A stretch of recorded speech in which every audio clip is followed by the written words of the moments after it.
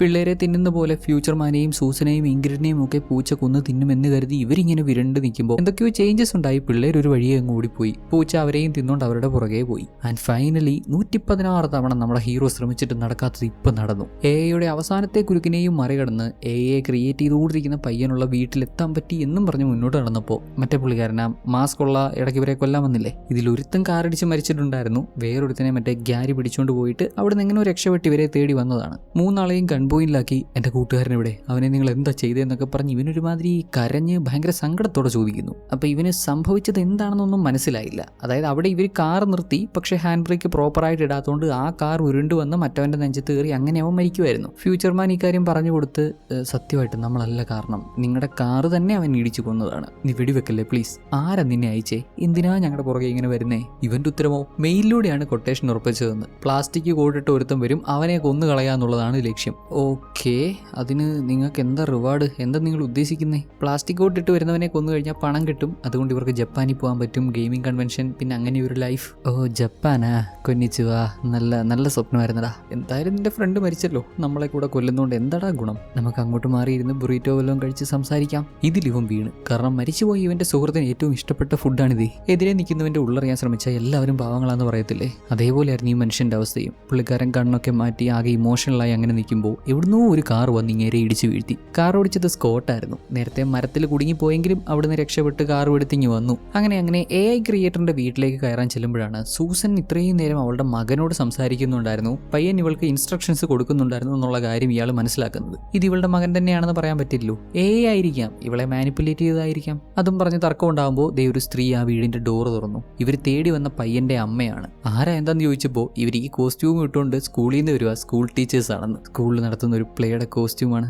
ഇതൊന്നും original blood അല്ല, വേണേ നക്കി കാണിച്ചു തരാം, ചെറിയാണ്. അവരകത്ത് കയറിയതും നമ്മുടെ ഹീറോ ആ സ്ത്രീക്ക് നേരെ ഗൺ പോയിന്റ് ചെയ്തു. ഉടനെ ഇവരുടെ ഹസ്ബൻഡ് ആണെന്ന് പറഞ്ഞ ഒരാൾ വരുന്നുണ്ട്. ഓ 2 പെയ്ഡ് ആക്ടേഴ്സോ, അവൻ നിങ്ങൾക്കെല്ലാം കാശ് തന്നിവിടെ നിർത്തിയേക്കുമല്ലേ, ഇവരവൻ്റെ അച്ഛനും അമ്മയൊന്നുമല്ല, കാശ് കൊടുത്ത് ഏർപ്പാടാക്കിയേക്കുന്നതാ. പ്ലാൻ പൊളിഞ്ഞു എന്ന് മനസ്സിലായതും പയ്യന്റെ അപ്പനായിട്ട് അഭിനയിക്കാനേറ്റ പുള്ളിക്കാരൻ നമ്മുടെ സ്കോട്ടിന്റെ തലയിൽ കുത്തും. ഫ്യൂച്ചർമാൻ അയാളെ വെടിവെച്ച് വീഴ്ത്തി. ഇനിയും കള്ളം പറഞ്ഞാൽ തന്റെയും അവസ്ഥ ഇതാകുമെന്ന് മനസ്സിലാക്കി ആ സ്ത്രീ ഉടനെ കീഴടങ്ങി. ഐ എം സോറി, ഇങ്ങനെ ചാവാനുള്ള കാശൊന്നും ഞങ്ങൾക്ക് തന്നിട്ടില്ല എന്ന് പറഞ്ഞ് പുള്ളിക്കാരി അവിടെ ഓടി ഇറങ്ങിപ്പോയി. ഇവർ മൂന്നാളും പയ്യന്റെ റൂമിൽ കയറാൻ ചെന്നപ്പോൾ അവിടെ വാളായിരുന്നു, അകത്തേക്ക് കയറാൻ പറ്റത്തില്ല. ഇറങ്ങി താഴെ വന്ന് നോക്കിയപ്പോൾ ഇവിടെ ഒരു സീക്രട്ട് വേ ഉണ്ട്. അതുപോലെ ചകത്ത് കയറി അതുവഴി ഇറങ്ങി താഴെ ചെല്ലുമ്പോൾ അവിടെ ഒരു കൂമ്പാരം പോലെ വയേഴ്സും മറ്റും കൂട്ടിയിട്ട് അതിന്റെ മുകളിലിരുന്ന് ആ പയ്യൻ എന്തൊക്കെയോ ഇങ്ങനെ ടൈപ്പ് ചെയ്തുകൊണ്ടിരിക്കുക, കോഡ് ചെയ്തുകൊണ്ടിരിക്കുക. ഇംഗ്രിഡിന് അങ്ങോട്ട് അടുക്കാൻ പറ്റിയില്ല, അവളുടെ മൂക്കിൽ നിന്ന് ബ്ലഡ് വരാൻ തുടങ്ങി. സോ ഫ്യൂച്ചർമാനും സൂസനും അകത്ത് കയറി ആദ്യം ഈ പയ്യനോട് സംസാരിക്കാൻ ശ്രമിക്കുവാണ്. അവനാവട്ടെ കോഡ് ചെയ്യുന്നതിൽ മാത്രം ശ്രദ്ധിച്ച് ഒരുമാതിരി വിയേർഡായ രീതിയിൽ ചുറ്റുപാട് നടക്കുന്നതൊന്നും ശ്രദ്ധിക്കാതെ, അല്ലെങ്കിൽ ഇവർ പറയുന്നതൊന്നും ശ്രദ്ധിക്കാതെ അവൻ ചെയ്തുകൊണ്ടിരുന്ന കാര്യങ്ങൾ മാത്രം ഫോക്കസ് ചെയ്ത് അങ്ങനെയിരിക്കുന്നു. ഫ്യൂച്ചർമാൻ കുറേ തവണ റിപ്പീറ്റായി എന്നെ ഒന്ന് നോക്ക്, ഇങ്ങോട്ടൊന്ന് ശ്രദ്ധിക്കട എന്നൊക്കെ പറഞ്ഞപ്പോൾ ചെക്കനും തിരിഞ്ഞു നോക്കി ഇദ്ദേഹത്തിന് നേരെ അലറി.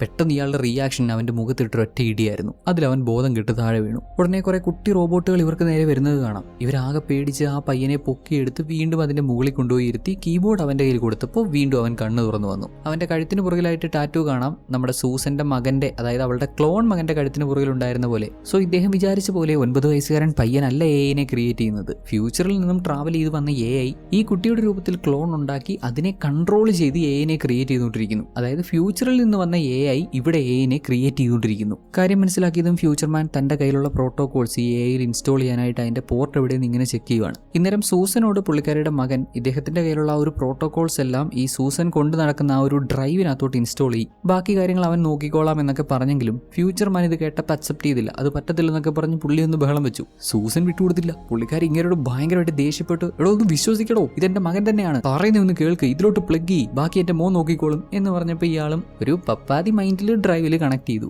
എന്നിട്ട് ആ ഡ്രൈവ് ഇവിടെയുള്ള ഏതെങ്കിലും ഒരു കേബിളിൽ കണക്ട് ചെയ്യാൻ ശ്രമിച്ചപ്പോൾ പെട്ടെന്ന് ഈ റൂമിന്റെ മൊത്തം മൂഡ് മാറി. അലേർട്ട് വന്നു. ഇവർക്ക് നേരെ വന്നുകൊണ്ടിരുന്ന കുട്ടി കുട്ടി റോബോട്ടുകൾ ഓടിച്ചെന്ന് കൂടിക്കിടക്കുന്ന വയേഴ്സിനിടയിൽ കയറി ഒളിക്കുകയും വയേഴ്സ് എടുത്ത് ഇങ്ങനെ സീറ്റ് ബെൽറ്റ് ഇട്ട് വെക്കുന്നതിൻ്റെ കൂട്ട് എന്തോ വലുത് വരാണ്ടിരിക്കുന്നു എന്ന മട്ടിൽ സേഫ്റ്റി കൂട്ടുന്നു, സേഫ് ആയിട്ടിരിക്കാൻ ശ്രമിക്കുന്നു. തറയിൽ വീണ് കിടന്നിരുന്ന നട്ട്, ബോൾട്ട്, ക്ലിപ്പ്, ടോയ്സ് എല്ലാം ഉയർന്നു വന്ന് ആ ക്ലോൺ പയ്യൻ കീബോർഡിൽ ഒരു ബട്ടണിൽ ക്ലിക്ക് ചെയ്തതും ഇതെല്ലാം കൂടെ തെറിച്ചു പോയി. നമ്മുടെ ഫ്യൂച്ചർമാനും സൂസനും ഉൾപ്പെടെ ഭിത്തിയിൽ പോയിരുന്നു. റൂമിന്റെ ഫുൾ മാഗ്നറ്റിക് ഫീൽഡ് ഇപ്പൊ അവന്റെ കൺട്രോളിലാണ്, AI കൺട്രോളിലാണ്. വയസ്സ് ഫ്യൂച്ചർമാനെയും സൂസനെയും വരിഞ്ഞു മുറുക്കി. എന്നാൽ AI മുഴുവൻ കൺട്രോൾ ചെയ്യാൻ സാധിക്കുന്ന പ്രോട്ടോകോൾസ് ഉള്ള ഡ്രൈവിനടുത്തേക്ക് വയേഴ്സിന് പോകാൻ സാധിക്കുന്നില്ല. ഇങ്ങനെയാണെങ്കിൽ കൂടി AI ഇവിടെ ജയിക്കുകയുള്ളൂ. കാരണം ആ ഒരു ഡ്രൈവ് AIയുടെ ഏതെങ്കിലും ഒരു കേബിളുമായിട്ട് കണക്ട് ചെയ്യാത്ത പക്ഷം ഫ്യൂച്ചർമാന്റെ ദൗത്യം പരാജയമാണ്. അദ്ദേഹത്തിന്റെ പ്രോട്ടോകോൾസ് ഇല്ലാതെ ഇല്ലാത്തത് കൊണ്ട് അതിന് തോന്നിയ രീതിയിൽ ഡെവലപ്പ് ആവും. അടുത്ത 50 വർഷത്തിനുള്ളിൽ ലോകത്തിന്റെ പകുതി പോപ്പുലേഷൻ ഇല്ലാതാകും. ലോകം മുഴുവൻ ഇതിന്റെ കൺട്രോളിലാവും. ഫ്യൂച്ചർമാൻ ആണെങ്കിലും സൂസൻ ആണെങ്കിലും അനങ്ങാൻ പറ്റുന്നില്ല. വയേഴ്സ് അവരെ ചുറ്റി വളഞ്ഞ് ഒരു തരത്തിലും രക്ഷപ്പെടാൻ പറ്റാത്ത അവസ്ഥയിലാക്കിയിട്ടുണ്ട്.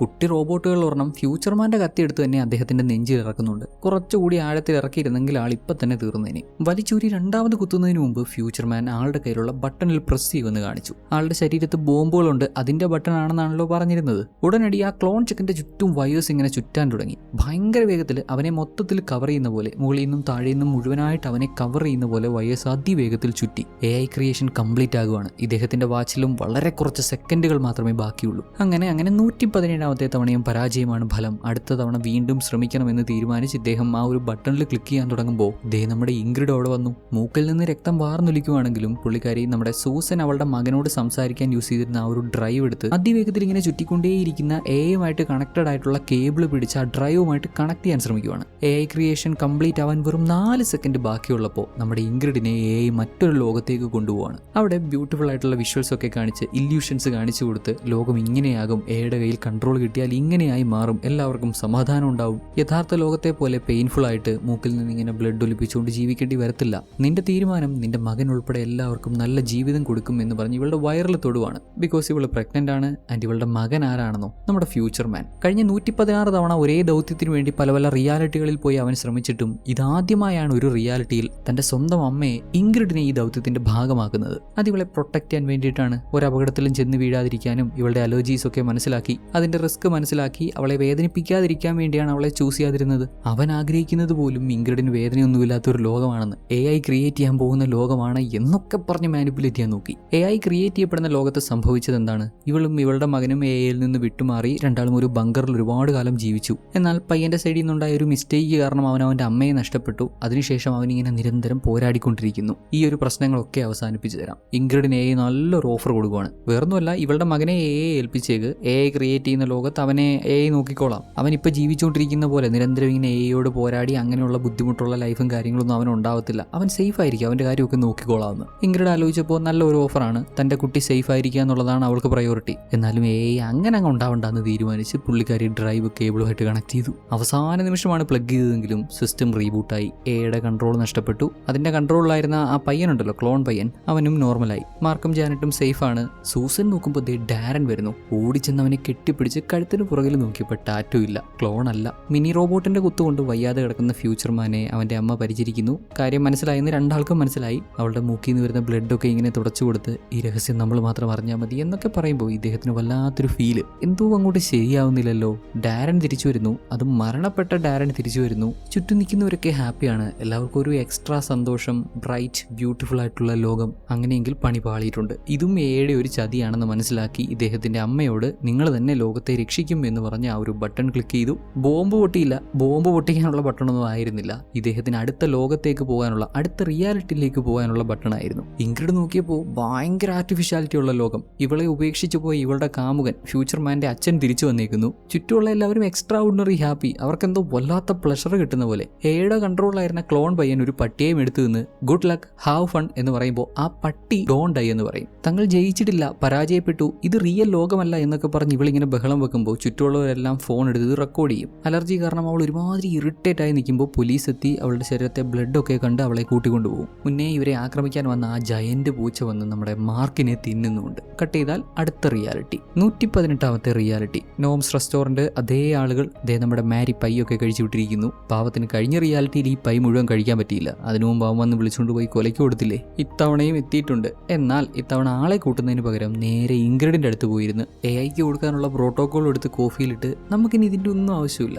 നീ ഒന്നും കൊണ്ട് പേടിക്കണ്ട, ദേ നോക്ക് എൻ്റെ അടുത്ത് ഒരു എലിയുണ്ട്, കഴിച്ചുകൊണ്ടിരിക്കുവായിരുന്നെങ്കിൽ അതിങ്ങ് തന്നേ എന്നും പറഞ്ഞ് അവളുടെ ഫുഡും മേടിച്ച് കഴിച്ച് അതാ എലിയിലും എന്തൊക്കെയോ കാണിച്ച് നോക്ക് നീ ഇപ്പം ആകെ തകർന്നിരിക്കുമെന്ന് എനിക്കറിയാം, നിനക്കിപ്പം നഷ്ടപ്പെടാൻ ഒന്നുമില്ലാത്ത അവസ്ഥയിലല്ലേ, എൻ്റെ കൂടെ വാ എന്നും പറഞ്ഞ് അവളെയും വിളിച്ചുകൊണ്ട് പോയി. റെസ്റ്റോറൻറ്റിലുള്ള എല്ലാവരോടും ഇതൊരു മോഷണമൊന്നുമല്ല, ഞാൻ ഫ്യൂച്ചറിൽ നിന്ന് വരുന്നതാ എന്നിങ്ങനെ ആദ്യം പറഞ്ഞ കാര്യങ്ങളൊക്കെ തന്നെ പറഞ്ഞ് വീണ്ടും എല്ലാം തുടങ്ങുന്നതായിട്ട് കാണിച്ചു തന്നുകൊണ്ടാണ് സിനിമ അവസാനിക്കുന്നത്. അതായത് 117ാമത്തെ തവണയും ഇവന് എഐനെ തോപ്പിക്കാൻ സാധിച്ചില്ല. ബിക്കോസ് ആ ഒരു റിയാലിറ്റി എഐ പ്ലാൻ ചെയ്ത പോലെയാണ് നടന്നത്. ഓൾറെഡി സൂസന്റെ മകൻ എന്ന വ്യാജേനെ അവളുമായിട്ട് കണക്ട് ചെയ്ത് അവളെ നമ്മുടെ ഹീറോയുടെ പ്ലാനിന്റെ ഭാഗമാക്കി അവളിലൂടെ രഹസ്യ വഴിയൊക്കെ പറഞ്ഞു കൊടുത്ത് അവിടെ വരെ എത്തിച്ചത് എല്ലാം എയുടെ പ്ലാൻ ആയിരുന്നു. ഉദ്ദേശം ഒന്ന് മാത്രം, നമ്മുടെ ഹീറോ ജയിക്കണം. അവൻ 117ാമത്തെ തവണ ജയിക്കുന്നതായിട്ട് തോന്നിയാൽ അവൻ 118ലേക്ക് പോവില്ലല്ലോ. ആദ്യമൊക്കെ എയുടെ പ്ലാൻ പ്രകാരം എല്ലാം നടന്നു. നമ്മുടെ ഹീറോ ഒക്കെ ജയിക്കുന്നതായിട്ട് അവൻ ചിന്തിച്ചു. എന്നാൽ എയുടെ ബോധവും റിയൽ ലോകവും തിരിച്ചറിയാനുള്ള ബോധം നമ്മുടെ ഹീറോയ്ക്ക് ഉള്ളത് കൊണ്ട് അവിടുന്ന് രക്ഷപ്പെടാൻ പറ്റി. അതും പാളിയ സ്ഥിതിക്ക് പിന്നെ എനെ തടഞ്ഞു നിർത്താനുള്ള ഒരേ ഒരു മാർഗം ഇവന്റെ അമ്മയുടെ അലർജിയാണ്. ലോകത്തുള്ള എല്ലാവർക്കും ഈ അലർജി അങ്ങ് സ്പ്രെഡ് ചെയ്താൽ മതിയെന്നേ. ജനങ്ങൾക്ക് എല്ലാവർക്കും EHS വന്നാൽ AI ഉണ്ടാവത്തില്ല, സ്മാർട്ട് ഫോൺ പോലും ഉണ്ടാവത്തില്ല. അതാണ് ഇവന്റെ പ്ലാൻ. 118ാമത്തെ റിയാലിറ്റിയിൽ ഒരു തരത്തിലുള്ള ടെക്നോളജിക്കൽ അഡ്വാൻസ്മെന്റും ഇല്ലാത്ത ഒരു ലോകം ക്രിയേറ്റ് ചെയ്ത് അങ്ങനെ എനെ തടഞ്ഞു നിർത്തുക എന്നുള്ള പ്ലാൻ, അതാണ് ഹീറോ ഇവിടെ ചെയ്തത്. കഥയിലുടനീളം കാണിച്ച പോലെ ഈ ഒരു ഡിജിറ്റൽ ലോകത്തെ ഒരു ബയോളജിക്കൽ അനോമലിയാണ് ഇൻഗ്രിഡ്. അവളാണ് കീ. AI വിചാരിച്ചാലും അവളെ അതിന് സിമുലേറ്റ് ചെയ്യാൻ പറ്റത്തില്ല. 117ാമത്തെ റിയാലിറ്റിയിൽ തന്റെ മകൻ കൂടുതൽ ഡീറ്റെയിൽസ് ഒന്നും പറയാതെ മറ്റൊരു റിയാലിറ്റിയിലേക്ക് ട്രാവൽ ചെയ്ത് പോയിട്ടും അവൾ സത്യം കണ്ടുപിടിക്കുന്നുണ്ട് ഇത് റിയൽ വേൾഡ് അല്ല എന്ന്. AIക്ക് അവളെ ഒട്ട് പ്രെഡിക്റ്റ് ചെയ്യാനും പറ്റുന്നില്ല. പഠിച്ച പണി 18 നോക്കി അവളെ മാനിപ്പുലേറ്റ് ചെയ്യാൻ നോക്കിയിട്ടും അവളെ ഡ്രൈവ് കേബിളിൽ കണക്ട് ചെയ്തിരുന്നു. സോഷ്യൽ മീഡിയ ആണ് എയുടെ എനർജി, അല്ലെങ്കിൽ അതിന് കിട്ടുന്ന ഏറ്റവും വലിയ സപ്പോർട്ട്. ജനങ്ങളെ മനസ്സിലാക്കിയെങ്കിൽ മാത്രമേ എല്ലാവരെയും കൺട്രോൾ ചെയ്ത് അങ്ങനെ നിർത്താൻ അതിന് പറ്റുള്ളൂ. ആ ഒരു കംപ്ലീറ്റ് സിസ്റ്റമേ തകർക്കപ്പെട്ടാലോ, ഇൻഗ്രിഡിന്റെ രോഗം സ്പ്രെഡ് ആയാലോ? മനസ്സിലാവുന്നില്ലേ? AI ഇൻഗ്രിഡിനെ പേടിക്കുന്നുണ്ട്. എല്ലാവർക്കും കഥ ഇഷ്ടപ്പെട്ട് കാണുമെന്ന് കരുതുകയാണ്. ലൈക്ക് ചെയ്യണം, കമന്റ് ചെയ്യണം. സ്ഥിരം പറയാറുള്ള കാര്യങ്ങളൊക്കെ അറിയാലോ. മറ്റൊരു ദിവസം മറ്റൊരു നല്ല സിനിമയുടെ കഥയുമായി കാണാം. Take care.